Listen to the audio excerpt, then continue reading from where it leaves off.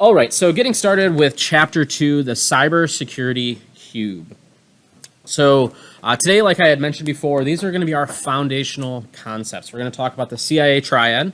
We're going to talk about the AAA framework when it comes to authenticating users and kind of, what exactly people have access to. And then there's this idea of this cube. And the cube is a little bit more, not really advanced as it is more complex. But it's just a graphical way to kind of look at the infrastructure as a whole. If you remember the first time, if you were here the first time that we met, we talked about this idea of, what is data? We talked about PII, which is that personal identifiable information. We talked about cybersecurity. Our job as analysts or even IT folk is to protect that data. So today we're going to take that idea of protecting information, and we are going to talk about the different ways that we do that. And then we're also going to talk about different ways that attackers try to gain access to the data that we have, okay? So the first thing we want to talk about is the CIA TRIAD. This is what you're going to want to write down. That is confidentiality, integrity, and availability. And like I was mentioning to a couple people that were a few minutes early, pretty much everything that we look at in cybersecurity boils down to these three things, okay? And it's pretty cool that it's a triangle, and it's important that it's a triangle because the way I look at it is if one of these shrinks, something else is going to have to kind of give, if you will. So if you want something to be very, very available, well, chances are we're going to have to open up and we're going to have to maybe use, less complex passwords, or maybe we put it out there public on the internet. So we're going to have to, it's kind of a give and take relationship when it comes to cybersecurity, when it comes to complexity versus things like availability. So the other thing that we want to talk about is with our data, we want to keep it confidential. We want to make sure the wrong person doesn't get access to it. Integrity, we want to make sure that data is what it says it is. Just like we have that, here in the Army, we talk about integrity, doing the right thing when no one's watching and making sure, you are true to yourself. It's the same thing when it comes to data. So we have to ensure integrity that, like, let's say we download a file from the internet. There's this little thing called a checksum sometimes, and it's this like long multi-digit code. And that when you download your software, you should be able to look at that code and it should be the same exact one as yours. Okay, that's what that's going to be used for, to make sure that integrity was maintained. And the next thing is availability. We have to keep these systems up. So when we're designing systems, and we'll talk a little bit about risk in this course, we have to make sure that this stuff's available to our users. Because if we lock their information down and it's like Fort Knox, if you will, and nobody can get in or out, well, are we really doing our job if nobody can actually access the data, even the people that need to do it? No, we need to make it available to those users as well. And then breaking that down just a little bit further, when it comes to data, data is in three different modes, if you will. Okay, and we have to think about the things that we're trying to protect in three different stages. The first is data at rest or in storage. So when it's just sitting on a laptop, for example. The next thing is data in transit, when it leaves this laptop and it goes across the media to the server or wherever it is. Let's say we're updating a form or something. That data is now in transit. It's going from our device to a server or service somewhere, and then data in process. So once that server gets that data, it's actually going to have to chew on it, and it's working with that data. So we have to actually make sure that that stays secure as well. Okay, so those are the three different stages that data goes through. So those, you'll definitely want to write those ones down.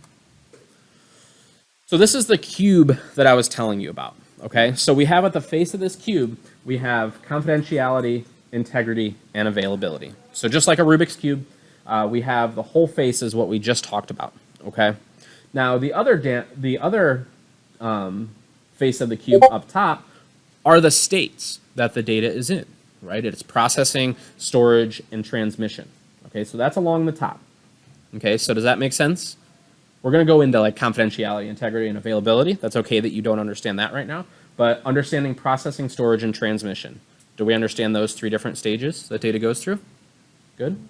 Okay, so on the right-hand side, we have the different countermeasures that we can apply to our data. So this is like our tool belt, okay? So we can do things with technology.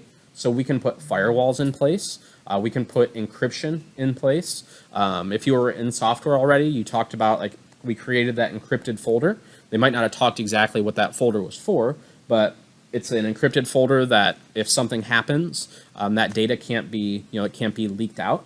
You might have noticed too, if you download a file on your work computer or a computer at the schoolhouse, it'll save it sometimes to an encrypted folder that you then have to drag it out of. Okay, so again, that's something technology-wise that they're putting in place. Okay, so they're actually using code or a physical device in order to make that happen.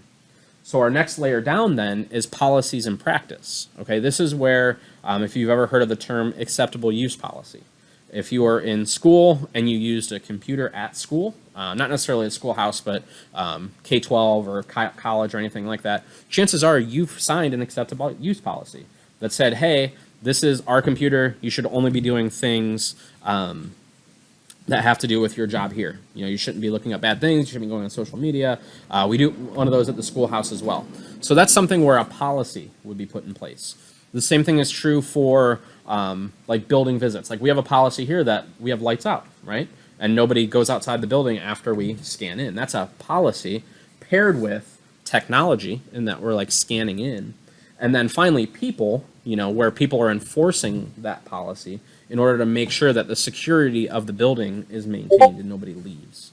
Okay, so the bottom one is with people. So that is going to be with education, educating people on your security policies, on how to spot spam and phishing. Here we do I forget what it's called, it's like a cyber awareness like test that we go through here. You'll go through it at the schoolhouse at some point. They do it kind of annually. And that's where we're kind of training our people, okay? So everything on the Security Plus is going to fall into one of these buckets, okay? So they could ask you a question about what type of technology could you install on a laptop, so if it gets stolen, people won't be able to access the data, okay? And in that case, the technology would be encryption. Like we are going to, first thing we're going to do, we're going to train people, hey, don't lose your laptop, or make sure it's always safe, or make sure it's locked to the desk, things like that. Policies and practice, what is kind of our best practice for that? And then finally, technology, in that, the policy and practice is anything that's at secret level or not has to be encrypted, and then the technology is enforcing by using encryption and by utilizing technology like our CAC cards and using those certificates. Does that make sense? Those different areas on the side there? Cool.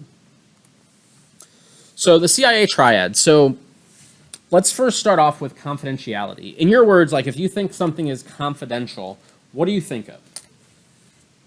Like what is... Not going to say out loud, okay?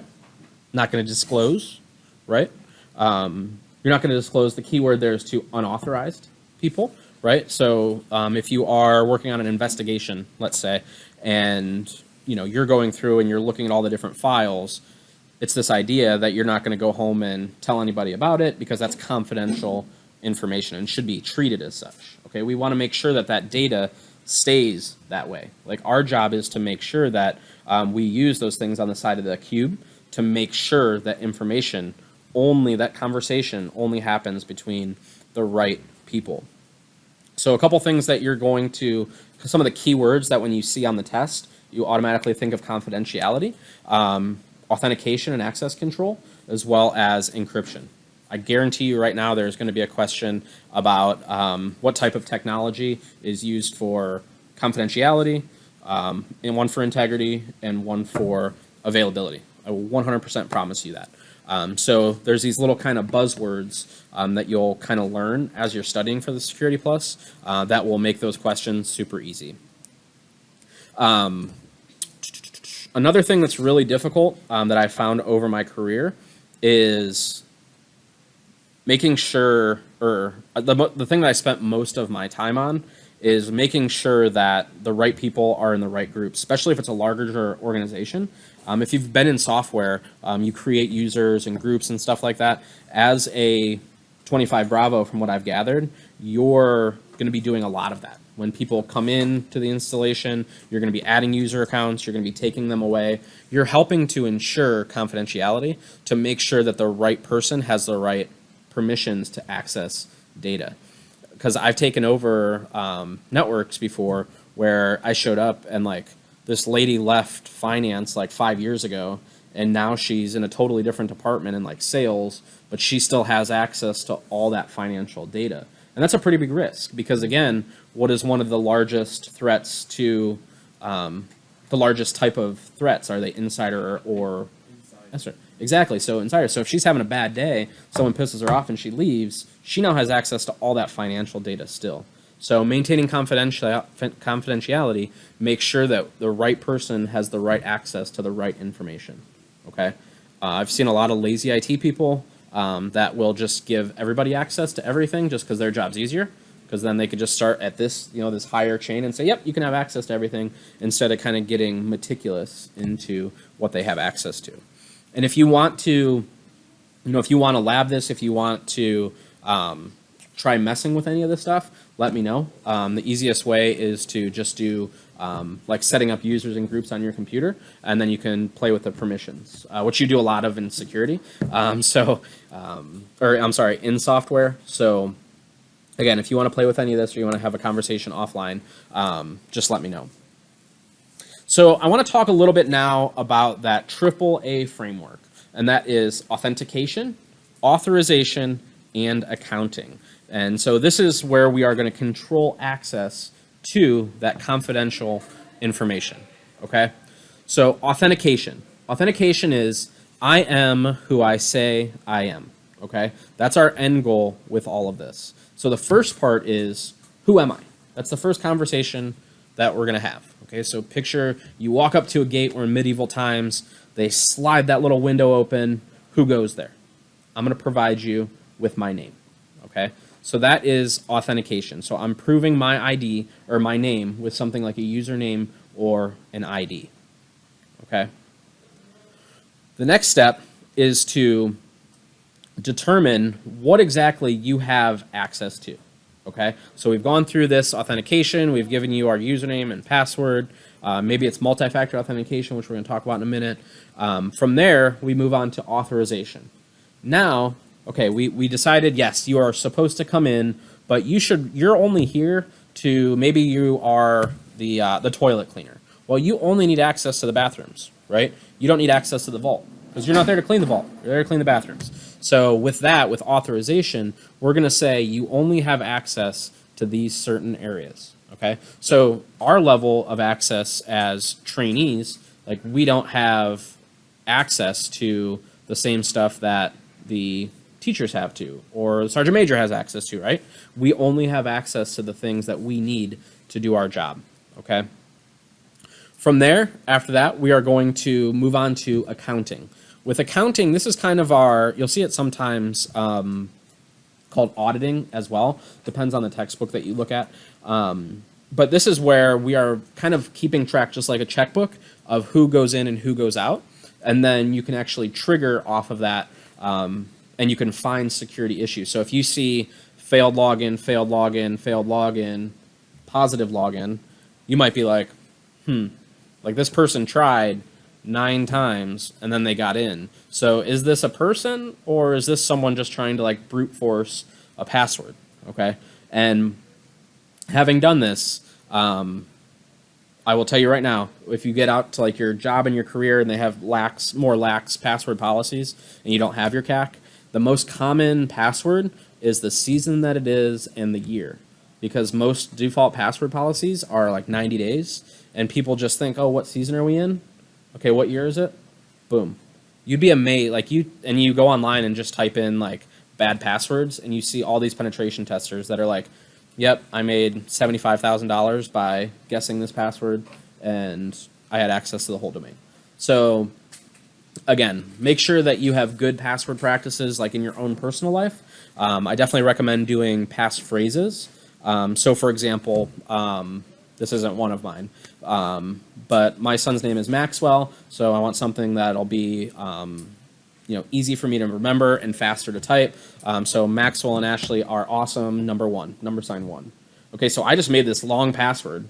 So the longer you go, the harder it is to crack. Complexity does not matter as much. So if I did that whole thing, but I used nothing but random characters, it is not more effective than me writing that entire sentence out.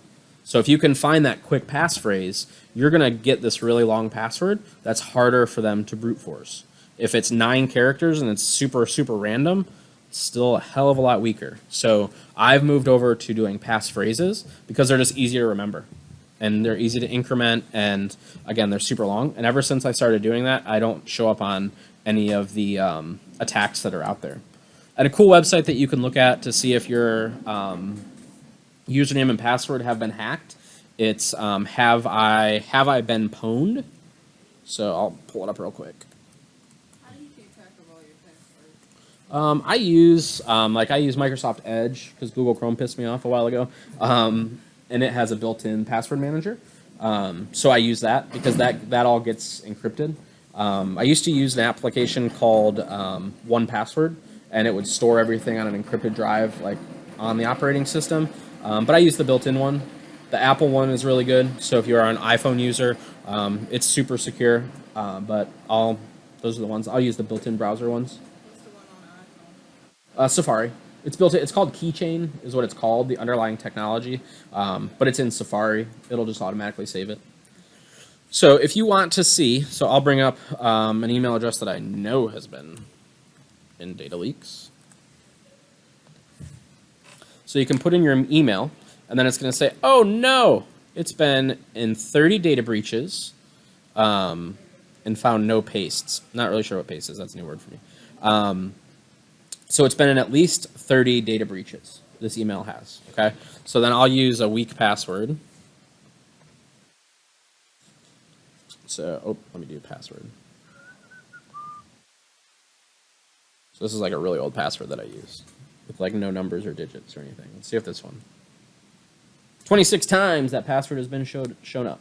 So what's cool about using like the built-in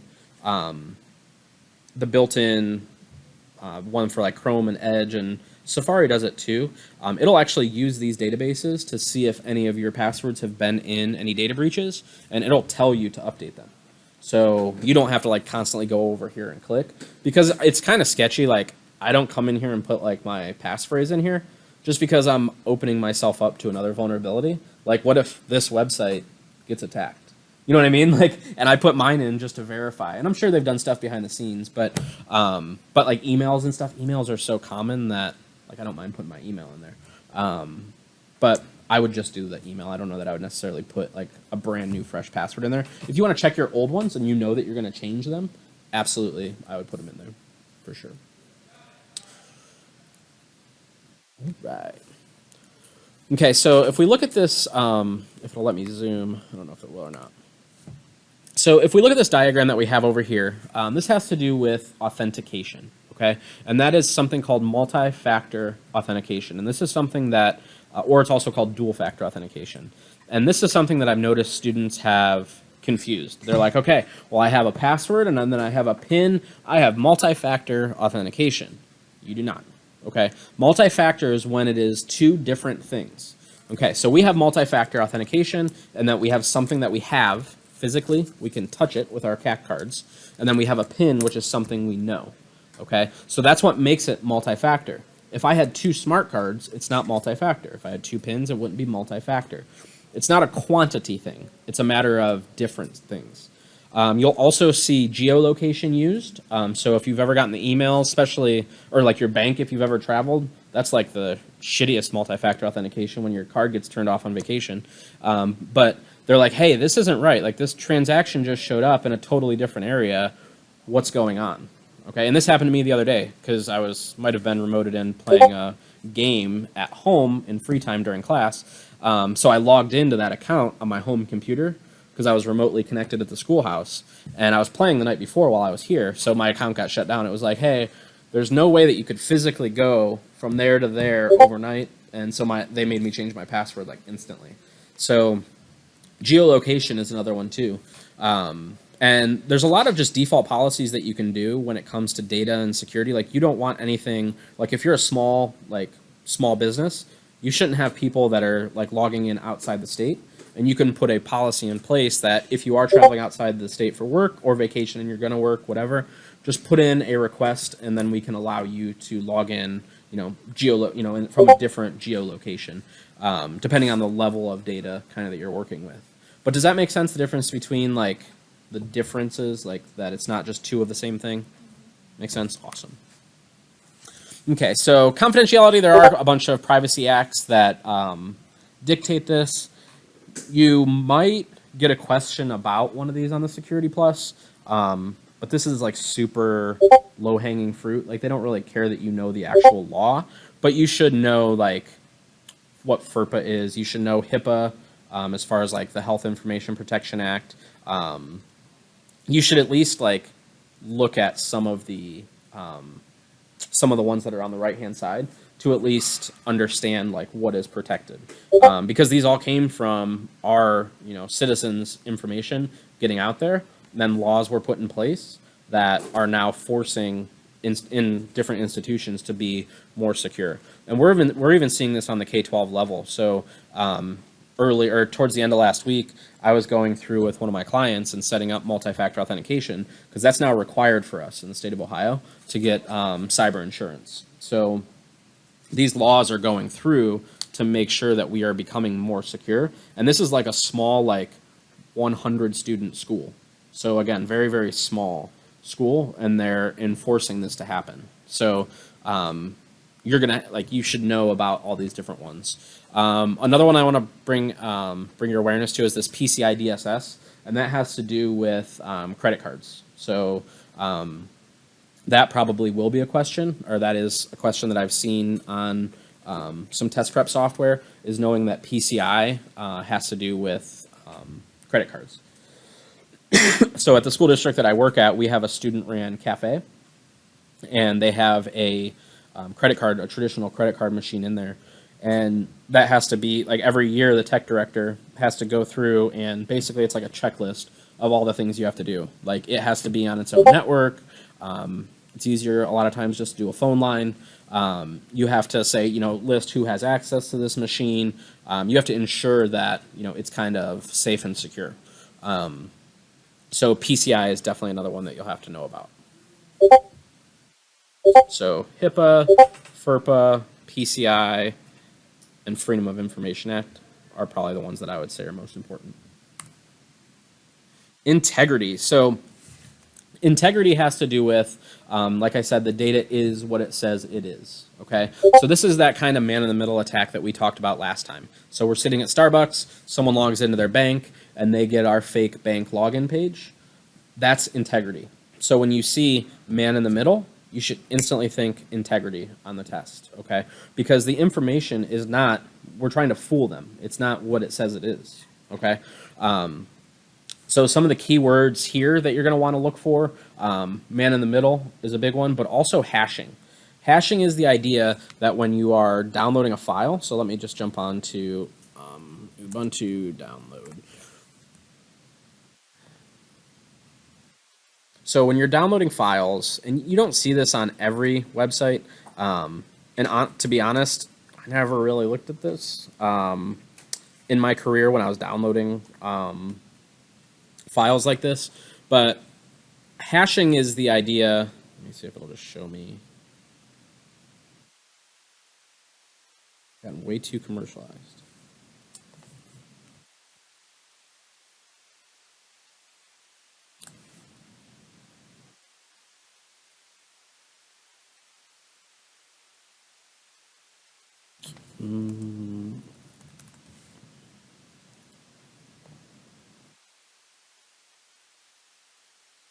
Actually, there was just a site back here. There.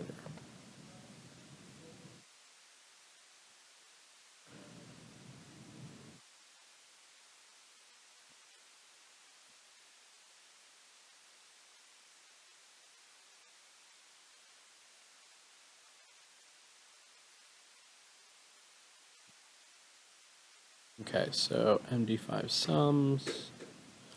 Okay, so, and I'll bring up and I'll show you a real quick hash, kind of how hashing works. But this little code right here, after you download this file, this Ubuntu 14 blah, blah, blah, blah, blah, after we save that to our desktop, we can run a command against it, and it should spit out this exact number right here, okay? Because the way hashing works is, think of it like a picture, okay? As soon as that picture is modified just a little tiny bit, this hash is gonna totally change. That's just how hashes are designed. So even if it's like a sentence that says, "Hello, my name is TJ," and I put a T dot J dot, it's going to change. If I do capital T versus lowercase, it's going to change. There are no hashes that are going to be the same at all. They're always going to be unique. That's how the algorithm was created. So with hashing, we can ensure that this file, this ISO file, is what it says it is. Okay, so this could be for you can do this for any like downloads. You can do it for any files at all. Can have a hash created for them. So let's do it real quick. Just an MD5 hash. I will tell you on the Security Plus, you need to know the different types of hashes for sure. Llamas are cool. So this is our MD5 hash for llamas are cool, okay? So now all I'm going to do is I'm going to delete this space here. I'm going to hash it again. Totally different. Started with 11 before. So if I put it back to the way it was, now it'll go back to the 11. Notice that? It goes back to this exact hash because this MD5 is the hash for this sentence of llamas are cool. If I add a space afterwards and do the hash, notice it totally changes. Because again, we're taking a different picture every single time. Now, if you go on your phone and you go to the same website or any website and you type it in and set it as MD5 and you type in this hash, it's going to spit out llamas are cool. No matter what. It's not just today. It's not just, just for this instance of creating it. You could do it a month from now. It's going to be this exact same hash. Okay, because that's a calculated number that is specific to this file. Now you'll see other ones, SHA-256, that are going to be more complex. Okay, so this is a SHA-256, so this is going to be harder to break. Remember I told you the longer something is, the harder it is to brute force. Well, that's the same is true when it comes to hashes as well. And these are all the different hashes that are out there. Actually on the test, you're going to really just see the top two for sure in MD5 and SHA, and you might get a question about RIPE-MD, but that'll be few and far between. Okay. Any questions on hashes or how hashes work? Yeah. I'm sure it's probably like a really complicated mathematical calculation hash, but can you get like a brief description of it? Is that possible? So it's literally an algorithm that looks at, okay, you've gone through binary, like you've done the decimal to binary. So it does the same thing with this, and then it'll basically, this is the algorithm that says, like we have a set of rules that when these come in, this is what we're going to do a calculation on it, and then this is what it's going to spit out. So it's not necessarily like a step-by-step of like what MD5 does, in that it just runs a math equation against its input. Okay, so I don't know if there's any graphics on there that I can. Hash path. Point of a hash is to make sure that the data is what it says it is. So maintaining that integrity. Let me look this up real quick. If you have like a super long text file, like a book that we put in, there's a hash for it. It's going to be the same length as nominal code. What's that? Like if you hash like an entire book. Yep. Then that length of the hash is going to be the same length as. So MD5 is always going to be the same amount of characters. It's still going to spit that out. But again, inside that book, remember, if we boil that down to binary, because that's all computers really understand, it's going to be 1,000 lines long of just binary. And then it's going to come in and get crunched with our hash function, and it's going to then spit it out. So even though it's that same MD5 hash is still going to be the same length. Again, this whole big glob of data has the equation ran against it, and then it spits out that hash. Does that make sense? That is nice as long as the hash is Nope. Nope. We didn't learn the decimal number of the school has. Not yet. So you'll get to hex when you do IP version 6. I see, because that's like the whole like alphabetical like from AUP Yep. It's from 0 to F. 0 to F. Because that's how the computer can assume the What's that? That's how the computer did. Zeros and ones, yeah. Yep. You'll see MAC addresses when you're looking at layer 2 stuff. So your like network cards and stuff like that. I'm just seeing if there's any other good examples. So with hashes, you'll see it used for like software downloads. It'll generate a hash, but you'll also see where passwords are stored as their hashes. Okay, so when people are writing program software, they're not just going to save your password in what's called plain text. Because if someone double clicks on the database and opens it up, they're going to see this like plain text of like whatever your password is. So what developers will do instead will use hashing. So then they'll just get a list of all these different hashes. But to get there, it might have gone through, like think of it like a cookbook, in that it might go through an MD5 first, then SHA, then MD5 twice, and then it goes into the database. So unless the person knows exactly how to undo that recipe, like all they see is that finished product. So if a data leak happens and 5 million hashes go out, it doesn't really matter unless you have that key. And you can do what's called salting, salting a hash.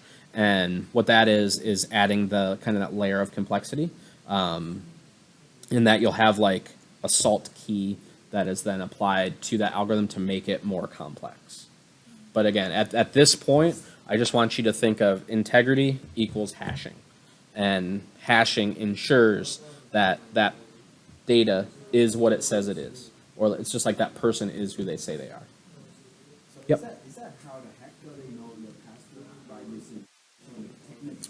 So with the data leaks, they have to have both pieces of the puzzle. Like, because right now, if they just have plain data, it's just like encryption. If they just have this pile of data, they can't do anything with it unless they have the methodology to open up that data to get the passwords. Now, with Windows, you can sometimes just use that. It's called pass the hash. So for my people that are interested in getting into this CEH or the ethical hacking, you can look up how to do pass the hash attacks, where we grab the hash when it goes across the network, and then we use that hash to try to authenticate to whatever service it is. So we never actually need to know the password because we just give the data or the software that hash in order to get in. Okay, and then to get in the network. Yeah, so we don't necessarily know the password. We just know the hash. And they've since gotten a lot better, like Windows, for example. It's harder to do that attack, When pass you the hash. encrypt the file or the data, Correct, yep. Yep. Absolutely. Any other questions on hashing or integrity? No? So another thing that is sometimes used with, I'm trying to think, with hashes. No, we covered that. So we're good. No? Cool. And the last thing is availability. So this is where a lot of people will not take into account the need for things like to put policies in place for availability. They're focused so much when they think of cybersecurity, they're focused so much on firewalls and like log files and hashes and encryption. We don't necessarily think, hey, power might go out, right? So that's part of that availability, that there's this physical level of making sure that if a disaster happens, that we're ready for it. You can be a full-time disaster planning consultant, and you can make a ton of money because as an like previous IT director, this was like the furthest thing from my mind to have like a DR plan. As bad as that sounds, like I have users that are not able to teach, they're not able to do their job, or treasurers that can't log in to get paychecks out. Like that's going to always take a lot higher precedence. It wasn't until I went to, it was actually a school marketing conference, and during that there was someone there from Ohio where their whole building got leveled during a tornado. So they were one of the people on this panel. Another one was down in, it was in Tornado Alley somewhere, maybe St. Louis, I don't remember where. But I remember her, the tech director, she was up there talking, and she's like, honestly, I woke up that next morning, I didn't even know if the superintendent was alive. So any like authorization to do anything, like had no idea where anything was. And so she shared a lot, like that was more from like that was more the marketing side of like getting like messages out and stuff like that. But then the tech director spoke the same thing where like they didn't have they didn't have a disaster recovery plan put together, because in K-12 we never really thought about that. We might have backups, we might not. It's not like a true like IT infrastructure. A lot of times it was a teacher that then became the tech coordinator, like because they were the best with technology at the time. It wasn't someone that went to school for IT who has been taught the right way or mentored to set this up. So you have to make sure that you are planning for disasters, whether that is obviously doing backups, but making sure that those backups actually work, you know, in a sandbox. We've had it when I worked for Epiphany Management. We had it happen one time where we're like, oh, we got backups. And then, of course, when they tried to recover from that backup, it ended up being a corrupt backup. So we ended up having to send that data out to do some recovery on it. And data recovery is very expensive, extremely expensive. So making sure that, you know, you test your backups, making sure too that you make time and coach up. There's this idea in leadership that you coach up to your boss or whatever, and make sure that you put a high level of importance on doing disaster recovery, testing your backups, recovering from your backups, because that's something that will become a resume generating activity if you don't make sure that those things work, okay? Also, when it comes to different attacks that are out there, one of the attacks that we see a lot is what's called ransomware. So ransomware is where they take your data and they encrypt it and then they throw away the key. Well, the easiest way to mitigate that risk is to have good backups, because then it's like, I don't care, hacker, like you can have all that data. Like you don't have the encryption key for it, or we don't need the encryption key. We're just going to delete that and start fresh from a snapshot, and we're back up and going. So backup is huge. UPCs or UPSs are the little power. Surprised they don't have one here. Like battery backups. So I even have one on my home lab. I have a battery backup that I get an email and text message notification when it goes down. They're relatively inexpensive for those, and that's just making sure that if the power goes off, you're maintaining that availability side of the triangle. Probably the easiest to understand, right? Availability, making things available. So data at rest, pretty self-explanatory. It's where data is sitting on systems. That could be on a server or a client. So that could be on a laptop, a phone. Would you try and close that for me, Kev? Thanks. It's whenever data or the bits are just sitting still, okay? And making sure that we have that encrypted. Same thing with like flash drives. Either banning flash drives altogether in the infrastructure, or forcing them to, whenever they're used, that they use encryption. Because again, if a hacker or any type of threat actor gets access to that data, we don't want them to be able to see what is inside, okay? From there, we move to, I don't think there's something that you need. For the actual test, just understanding data at rest and encryption is key for that. And then the other thing would be, for the availability side, is maintaining availability, is this idea of using a RAID or network attached storage. So I don't want to get too technical, but RAIDs are where we take multiple hard drives and then the computer sees it as one hard drive. So if one dies, we can just pop a new one in and it'll rebuild itself. Okay. A NAS is network attached storage. So network attached storage is when we have a hard drive that has, think of it just with like a network cable in the back, and then multiple people can just like back up to that. And then all we have to do is back up that NAS onto something else. Okay. And a SAN is just that same thing, but really fast. Okay. Storage area networks, they use a lot of times fiber connections, or they're directly connected like with like backplane, which is like really basically like really fast connections to your server. But without getting too, like, if you want to talk about RAID offline, I will talk to you about all the different versions of RAID. But if you don't want to get technical, all you need to know is RAIDs are they help with availability, maintaining availability by using multiple hard drives, and if one fails, you're able to replace it and keep all that data. That's how you back up the data. What's that? That's how you back up. You should be backing up to a RAID, yes. Yep. Because if then one of those hard drives died. So for my photography business, it was always 3-2-1. So it was on 3 different locations. 2 of them were, and then it would back up to 2 drives. So there was a drive here, and then I had one at my parents', and then 1 cloud backup as well.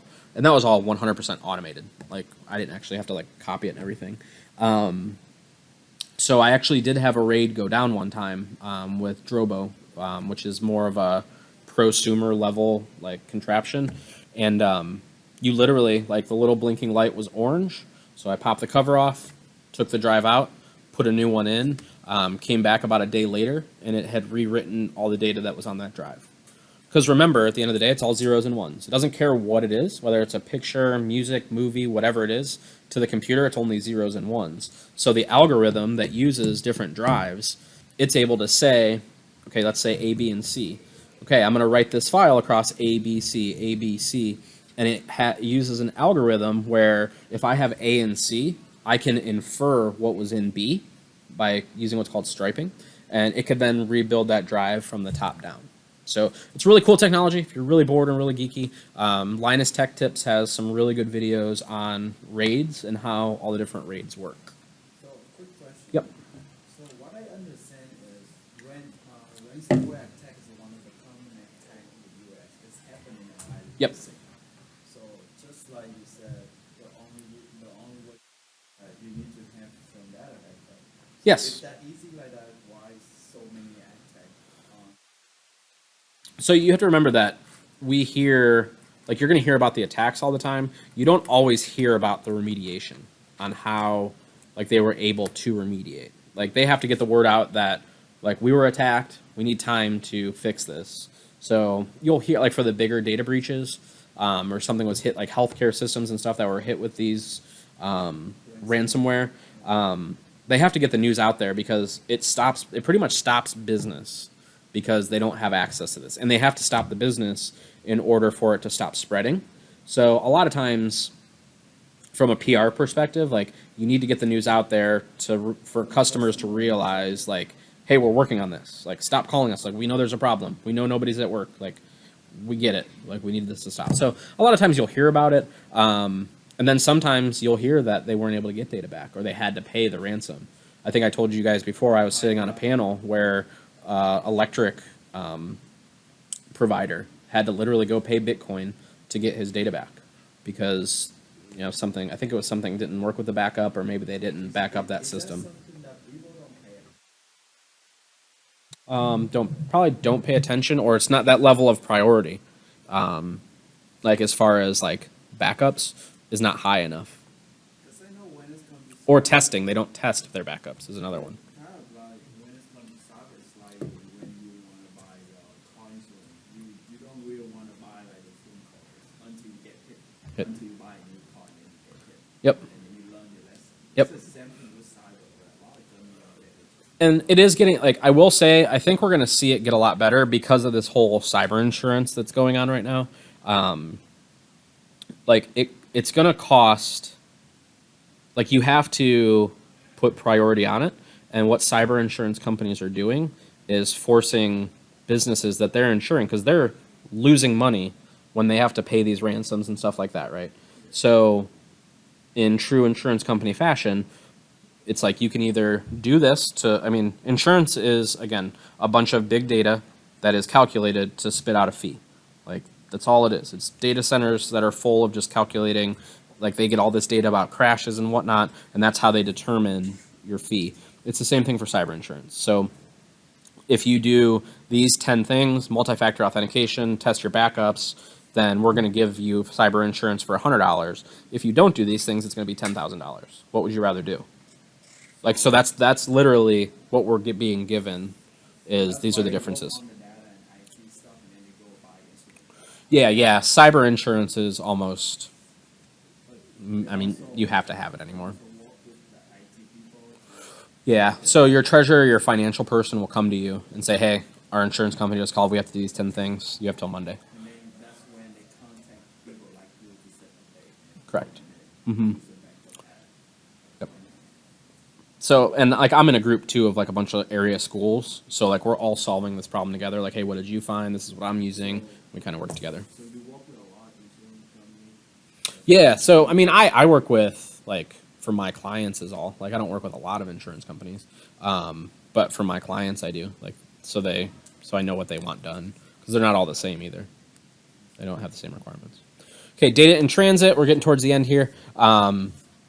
SneakerNet, that's like an older term, but it is still very much used. I did a training in 2000, it was like 2010 down in Cuba.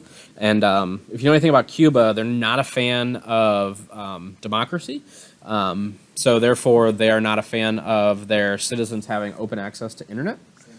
So, yep, and same thing like you said with China. So there, it was the craziest thing because, like, I had a laptop that was set to,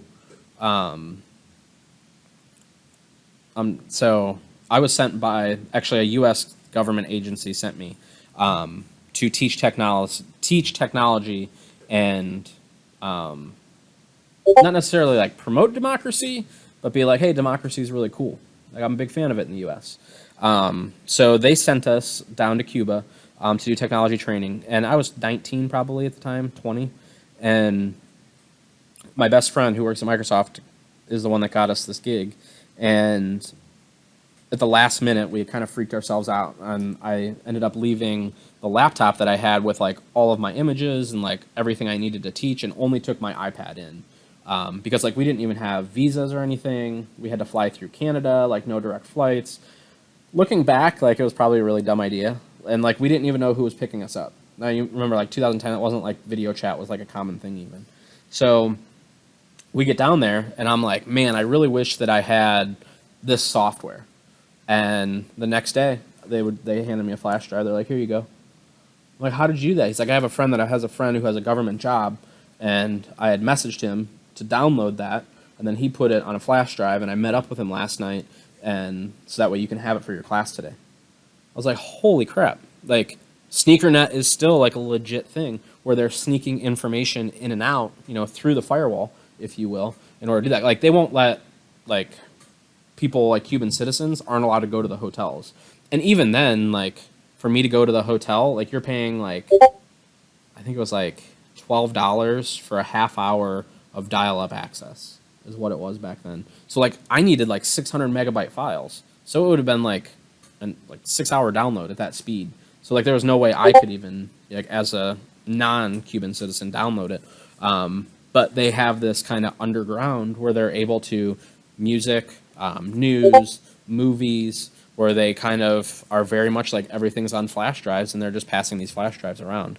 So the same thing's happening on infrastructure. You know what I mean? That's why we're not allowed to have any electronic devices at the schoolhouse, is because they're protecting this whole, you know, data in transit, and ensuring, in this case, that data doesn't become data in transit, that it stays like on the actual devices themselves. So another thing is wired and wireless networks with packet sniffing. That's how an attacker might try to attack data in transit. With this, we have to make sure that we're doing all 3 levels of our cube. Remember, these aren't things that are, existing by themselves. We have to ensure that we have a policy in place or a technology in place or people in place for protecting confidentiality, integrity, and availability of these things. Like we have to make sure that we have Wi-Fi and networks. We have to make sure that people can't get on there and mess with our integrity and try to fool data and stuff like that. I'm going to start talking a little bit faster just so we can finish this out. We're hitting that 1 hour mark. Data in process is going to be when it's actually going through and the computer itself, whether that be the client or the server, is actively working on it. Okay, so basically what will happen is in a perfect system, we're going to make sure that when it leaves the computer, it's encrypted, it has a tunnel, and it gets to the machine. And while it's waiting to be processed, it's encrypted on the drive, that data at rest. So we went from the data moving, now it's at rest, sitting there waiting to be processed. It's encrypted. When it's ready to be processed, the processor is going to unencrypt it, basically unzip it, give it that key, work on it. It's going to put it back on the drive. It's going to be encrypted. It's going to be sent back across the wire. Okay, so we just hit all 3 levels of data at rest, data in process, and data in transit. Okay, cool. Couple keywords that you're going to need to know about when it comes to the hardware side of that cube. You have to know the difference between, it keeps auto exam going forward. So you have to know what the difference between an IDS and an IPS is. So an intrusion detection system is just going to detect and it's going to send you an email. Hey bro, you got people on your network. Okay, bye. It's not going to do anything about it. It's just going to tell you about it. Okay. Intrusion prevention system. Hey bro, there's people on your network. We shot them. Okay, bye. Okay, it's going to prevent anything else from happening. Okay, that could be, think about like the movies that we see. We have a data breach in this area, and then all of a sudden you see like these doors lock, to basically secure them off. That's what an IPS is going to do. It might shut down part of a network. It might shut down a network port that, let's say they attack a really important server. We see that they're on there. We then basically cut the port off to stop them from basically from securing that server, so that way it doesn't kind of get off of there, and making sure that we have prevented that from happening. We cut off their connection, if you will. Okay, so key difference is just detecting that something's there, and then preventing, which is taking action. The other thing is content filtering. We see this at the schoolhouse all the time. If you try to type something in, it'll come up with this big scary message. You shouldn't be here. It's been blocked, blah, blah, blah. That's what a content filtering system is going to be. VPN, I put some videos up on the Google Classroom about VPNs and how they work. But basically think about it creating a tunnel from here to your destination and making sure that nobody can see your data. So if you're sitting in Starbucks, you want to get on your bank account, you're going to set up a VPN because it's going to create a tunnel. It's actually a VPN tunnel, so that way it's kind of nobody else can see what I'm doing. Even if they're doing packet sniffing, it's all encrypted traffic that's going to go through the VPN tunnel. These are also used to change your location. So if something's not streaming in your area, you can also use VPN to do that. Because you're basically taking all your data, you're taking it to the VPN server, and then it's making the connection to wherever you're going through in a secure fashion. Network access control, basically you're thrown onto a temporary network to make sure that the checklist of things is done, antivirus is up to date, firewall's on, you have all your updates, and then it'll let you on the network. Okay, so that's going to be a technology part of the cube to ensure that people aren't bringing viruses in. This is key for like a bring your own device. So let's say the schoolhouse was like, hey, we're not spending money on computers anymore, you have to bring them. That'll never happen, but I can guarantee you they would use a NAC before they would let anybody on the actual network itself. You're going to be put in kind of a temporary hold where we can like kind of scan you, make sure you're not bringing anything in. Think of it like COVID, when they used to like scan for temperature. Like that's you coming into the NAC, okay? Our Chinese thermometers that don't work, okay, you don't have COVID, come on in. It's the same thing with a NAC. Wireless access point security. You won't really need to know that for the test. When it comes to people, the one that you're going to be hit with a lot is training. Training your people to make sure that you have a comprehensive plan for how you're going to train people on the systems and maintaining confidentiality, integrity, and availability, and making sure that they follow the rules. You know, hey, here's an acceptable use policy. Don't fall for phishing campaigns. There's not a Nigerian prince that needs lottery tickets or anything like that. Like, just understand what spam and phishing looks like.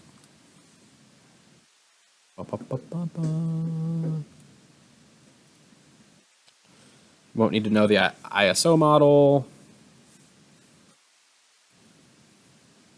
There's actually a better model that I'm going to go over with you guys. ISO is the International Standards Organization, but I personally like the NIST framework a lot better. So if you are wanting to know like kind of what the actual what a data recovery plan looks like, type in NIST and then data recovery or data or integrity or confidentiality. Just put NIST before it, NIST, and you'll get good examples of what the policies look like. So if I wanted to do NIST for Wi-Fi security, so just by doing that, it'll go to nist.gov, and then here I have the guidelines for securing wireless local networks. So again, is it going to matter right now that you know this stuff? No, but let's say you take a job, and especially if you're like, maybe it's a little bit above your knowledge, you can look like a superhero when you can come here and find out what are the guidelines, and you can get these already built like frameworks that are done to build your own policies and put them in place. Like, you're going to save, like, a project that would take you a whole week to develop is now going to take you less than a day because of knowing things like NIST and the 800 and I think there's 600 level framework. But NIST is the kind of the tried and true National Institute for Securing Technology or Security and Technology, Standards and Technology. So this is one that is definitely worth your time to kind of thumb through, or at least put in the back of your head that this is where I can find all of the guidelines for cybersecurity. Any questions at all for what we talked about today? Kind of rushed a little bit there at the end. I do apologize. But the slides are up there, and then we'll do a Kahoot, kind of like we did this time, over the stuff that we talked about today. If you have any questions at all, let me know. And like I said, I put like 8 or 9 YouTube videos kind of re-going over some of the content that we talked about today. Cool. Thank you, guys. I will